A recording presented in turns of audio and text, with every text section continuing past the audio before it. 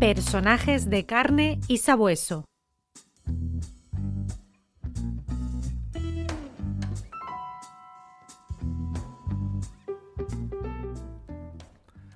Nos situamos en Madrid, tercera planta del número 35 de la calle Preciados. Es una de las vías más comerciales y transitadas de la ciudad. El edificio, discreto, alberga varias oficinas, un lugar perfecto para pasar desapercibido entre la actividad frenética del centro. Es una tarde de otoño de 1976. En la puerta, una placa sencilla: CISA Detectives. Dentro, el aire huele a madera encerada y papel. Una lámpara verde de esas clásicas de biblioteca ilumina el escritorio central. Sobre la mesa, carpetas cuidadosamente ordenadas, una bandeja metálica con papeles entrantes y salientes y un cenicero apagado. En un lado del escritorio está sentado el detective. Chaqueta oscura, camisa, corbata, mirada clara, voz baja pero firme. En el otro lado, un periodista toma nota en su libreta, conteniendo el impulso de hacer la pregunta que más le intriga, hasta que no aguanta más. ¿Y es cierto eso de que los detectives son como en las películas? ¿Gabardina, persecuciones, pistola? El detective, sin perder la calma, responde con la misma serenidad con la que redactaría un informe. No somos hombres duros. Tampoco nos batimos a tiro limpio. Somos técnicos del dato reservado.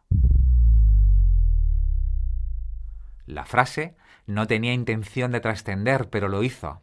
Apareció en periódicos, entrevistas, recortes sindicales, y con los años se convirtió en una definición compartida entre generaciones de detectives. Era una frase sencilla, directa, sin dramatismo, pero en ella estaba el germen de toda su vida profesional. Precisión, método, legalidad. Quienes lo conocieron lo recuerdan así: chaqueta oscura, voz baja, tono firme, siempre con una libreta en el bolsillo interior donde anotaba sin subrayar. Hoy, amigos y amigas, rendimos tributo, rendimos homenaje al gran Agustín Cerezo, aquel que tuvo la licencia número 4, aquel que desempeñó un papel protagonista en las primeras décadas de la profesión, tras la regulación oficial en 1951, aquel que presidió la Agrupación Nacional de Detectives Privados en varias etapas, el único colectivo que representaba a los detectives en toda España, cuando todo estaba aún por hacer. Aquel que es posiblemente uno de los detectives más desconocidos para las nuevas generaciones, y sin embargo, uno de los pocos de quien, sin yo conocerlo, he escuchado juicios tan opuestos: admirado y cuestionado, amado y discutido con la misma intensidad. Y quizás por eso, precisamente por eso, su figura merece ser rescatada. Hay que reconocer que es uno de los máximos ejemplos de lo que fue el antiguo detectivismo, la etapa fundacional de la investigación privada como servicio profesional. Pero para comenzar nuestra historia tenemos que retrotraernos al 10 de septiembre de 1921. España no participaba directamente en la guerra que desangraba Europa, la Gran Guerra, como luego se le llamó, pero eran tiempos difíciles. En las grandes capitales, los tranvías seguían siendo arrastrados por mulas, las calles olían a carbón, las tertulias llenaban los cafés, los periódicos imprimían con plomo y tinta y la inflación apretaba los bolsillos de muchas familias. En las zonas rurales, las cosechas no daban tregua al hambre. El comercio internacional estaba roto. Los suministros eran escasos y las clases populares sufrían consecuencias de un conflicto ajeno que, sin embargo, llegaba a cada rincón del país. Eran un tiempo de silencios y de escasez, de respeto a la autoridad, de familias numerosas y trabajos humildes. Y en ese contexto, en la calle del Álamo en Madrid, vino al mundo José Agustín Cerezo Garrido. Lo hace en el seno de una familia modesta, trabajadora, disciplinada. Su padre, Vicente Cerezo, era originario de Alcolea del Pinar, un pequeño municipio de Guadalajara. Había hecho carrera como agente de policía. Un hombre recto, de uniforme, acostumbrado a las normas, a la calle, al parte diario y al reglamento. Su madre, Nieves Garrido, madrileña, era la encargada del hogar. Mantenía la casa ordenada y el clima familiar en calma, aún en medio de las privaciones propias de la época.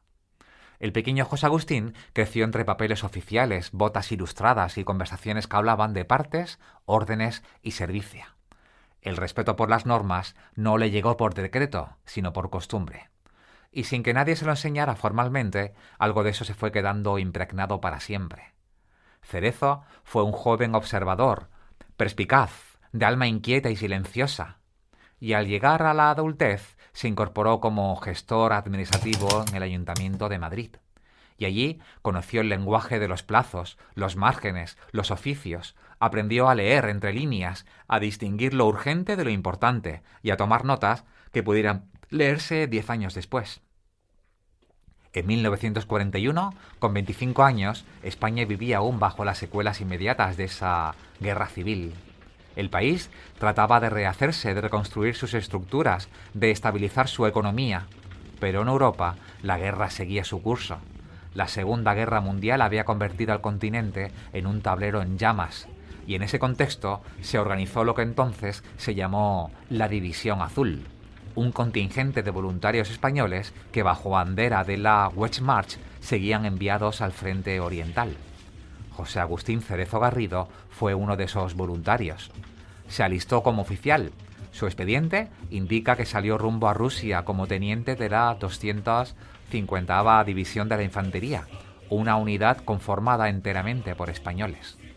Su destino fue una zona helada y devastada, cerca de Leningrado, una región que quedó marcada en los testimonios por sus durezas extremas, y allí conoció la crudeza del invierno ruso, la escasez de suministros, las posiciones congeladas, el silencio tenso del combate y la sensación constante de lejanía. En mayo de 1942, su nombre apareció en las listas de repatriados por motivos médicos. Una enfermedad o una herida, no especificada, motivó su regreso a Madrid y a partir de ahí retomó su vida civil. Volvió a su trabajo administrativo y comenzó a acercarse a un ámbito que con los años definirían gran parte de su trayectoria, la investigación privada legal. Y a final de los años 40, José Agustín Cerezo Garrido ya realizaba investigaciones por encargo, sin anuncios llamativos, con discreción, siempre dentro de los límites que él mismo se imponía. Y pronto reunió un pequeño equipo de colaboradores. Eran pocos, pero compartían una idea. Sí, esto va a llamarse profesión, debía de parecerlo. Y en aquella época, los detectives eran figuras ambiguas, a veces confundidos con informadores. Otras con personajes de novela. Había agencias, sí, pero pocas estaban reguladas. Había encargos, pero casi nunca con un marco legal. Hasta que en 1951 una orden ministerial cambió el panorama para siempre. Por primera vez se reconocía legalmente la existencia de las agencias privadas de investigación. Los requisitos eran claros: formación, antecedentes limpios, cumplimiento fiscal y la obtención de una licencia oficial. Muchos improvisados desaparecieron, otros se adaptaron y algunos, como Cerezo, se adelantaron. Tenían todo en regla. Su expediente fue tramitado sin reparos y recibió la licencia profesional número 4, un número bajo, un número de pionero. Y ese mismo año fundó oficialmente su agencia, CISA Detectives, CISA Detectives, ubicada en la calle Preciados 35 de Madrid. En la entrada, una placa sobria: investigaciones reservadas, informes prematrimoniales, laborales, comerciales, director diplomado en investigación criminal. Y ese título, diplomado en investigación criminal, no correspondía a un título universitario, pero sí a los cursos especializados que ofrecía, entre otros la Escuela de Medicina Legal, donde él se formó. Cerezo no se conformó con ejercer. Desde el primer día entendió que el futuro del sector no podía desaparecer ni depender solo de la experiencia o del ingenio. Había que profesionalizar, había que organizar, había que legitimar. Y en esa década se casa con su novia Concepción Cazorla y tendrían 3 hijos. Al finalizar la década de los 40 nacería Agustín, que años después también sería clave en la profesión y colectivo en España. Luego vendría Miguel Ángel y por último María Concepción, Conchi. En España había 2 ciudades que pueden considerarse cuna del detective privado. Por un lado, Barcelona, pionera en la creación de agencias desde 1875. punto de conexión con Francia e Inglaterra, donde el modelo profesional comenzó a consolidarse. Y por otro lado, Madrid, capital del país, sede de ministerios, delegaciones y organismos oficiales. Ambas ciudades estuvieron vinculadas desde el principio a los orígenes del colectivo y tras la regulación oficial de 1951, a la unión profesional hizo que se volviera imprescindible. Cerezo no se conformó solo con ejercer, tampoco le bastaba con dirigir una agencia consolidada, su visión iba más allá. Sabía que sin estructura colectiva, el detective seguiría siendo un lobo solitario, sin respaldo, sin marco legal, claro, sin voz ante la administración. Por eso, en 1958, cuando se celebró en Madrid la primera Asamblea Nacional de Detectives Privados, él no solo asistió, fue elegido vicepresidente. El presidente era entonces Eugenio Vélez Troya, otro pionero con quien compartía visión y empeño. Y allí se sentaron las bases de una agrupación profesional que buscaba regularizar la actividad, establecer una voz común y reclamar un marco legal propio.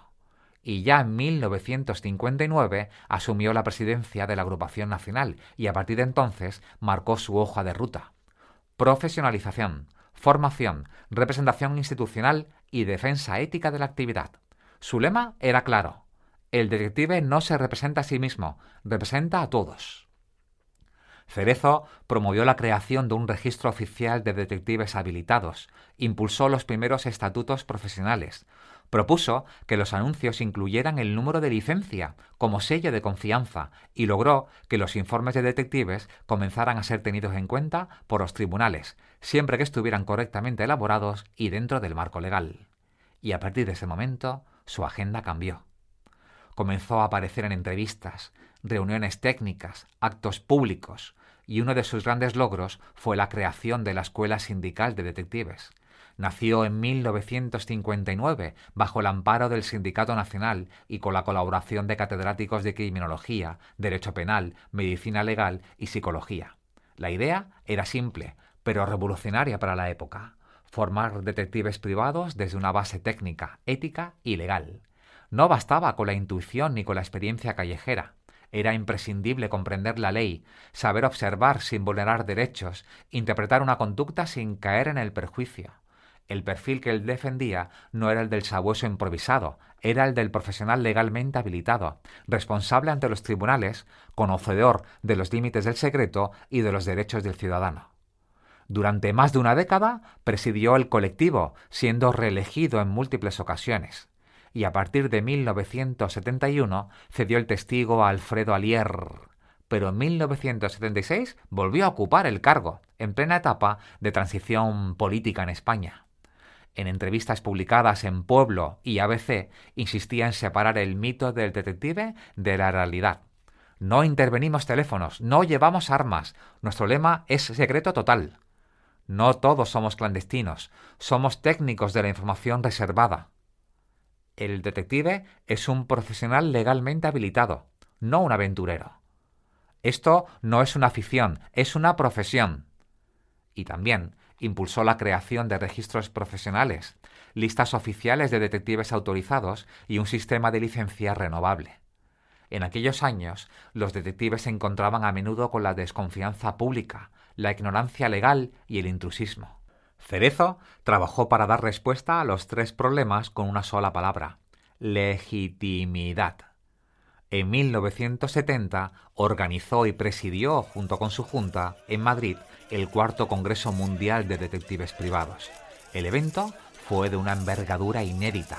Reunió delegaciones de 19 países, participaron profesionales de Estados Unidos, Francia, Alemania, Japón, Portugal y Reino Unido, entre otros. Y durante los años 70 y 80, Cerezo siguió siendo la figura de referencia del sector. Aunque el país atravesaba cambios políticos profundos, él mantenía la misma idea. El detective debía ser legal, estar formado y operar bajo un marco ético riguroso. En una entrevista de 1976 declaró con firmeza: no rozamos los derechos fundamentales, no intervenimos teléfonos, no hacemos investigaciones políticas, todo se hace bajo norma. En 1976 organizó el sexto Congreso Mundial de Detectives nuevamente en Madrid, donde también participaron diferentes países. Nuestro trabajo no es espiar, decía, sino esclarecer. Buscamos hechos y no sospechas.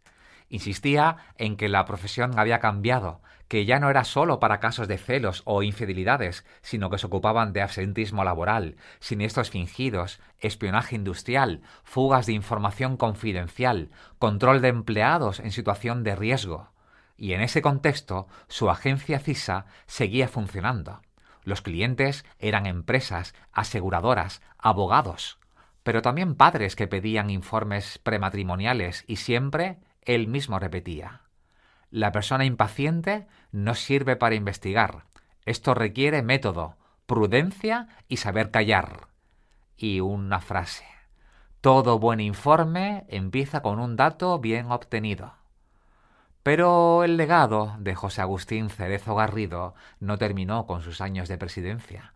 Se extendió más allá de su propia trayectoria profesional, a través de un relevo que no fue casual, sino profundamente vocacional, el de su hijo mayor, Agustín Cerezo Cazorla, que nació, como dijimos, en el año 49 y que literalmente creció entre expedientes. Desde pequeño vio entrar y salir a clientes discretos, escuchó llamadas en voz baja, observó a su padre revisar informes y levantar apenas la vista, y supo, antes de saber leer siquiera, que aquel despacho de la calle Preciados no era una oficina cualquiera. Era un espacio donde las palabras se medían, donde las preguntas se afinaban, donde la verdad no se imponía, se deconstruía. A mediados de los años 80, Agustín Cerezo Cazorla tomó las riendas de la agencia CISA Detectives, y no solo eso, también fue elegido presidente de la Asociación Nacional de Detectives Privados, cargo que ocupó desde 1983 y que mantuvo durante años con su propio estilo, más comunicativo, más pedagógico, pero con el mismo rigor de fondo. En 1996 publicó uno de los libros más citados en el ámbito de la investigación privada en España, Técnicas y prácticas de la investigación privada, editado por ADI, en Madrid. El libro fue durante años manual de referencia en cursos, academias y universidades, y muchos jóvenes que entraban en la profesión, por entonces, lo leían antes de tener siquiera su primera lupa o grabadora. En entrevistas posteriores, Agustín Cerezo hijo nunca se arrogó al mérito familiar, más bien al contrario. Siempre reivindicó la figura de su padre como quien marcó la línea de la profesión moderna. José Agustín Cerezo Garrido fallece en Madrid el 18 de julio de 1991 a los 75 años. Y hasta aquí nuestro homenaje a José Agustín Cerezo Garrido, nuestro protagonista de hoy en Personajes de Carne y Sabueso.